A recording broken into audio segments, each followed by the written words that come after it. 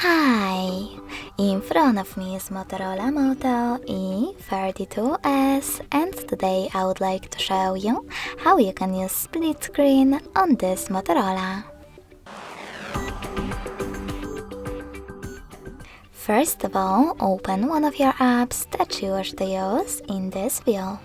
I will go with Chrome.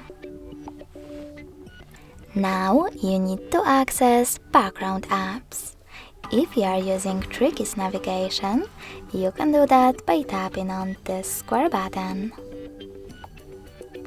Now click on the icon of your app at the top and select split screen by clicking on it. Finally, tap on the other app that you want to open in this view, in my case Play Store. As you can see now, I can use both of them at the same time. If you wish to go back from this mode, drag the first app upwards or downwards and select Home button.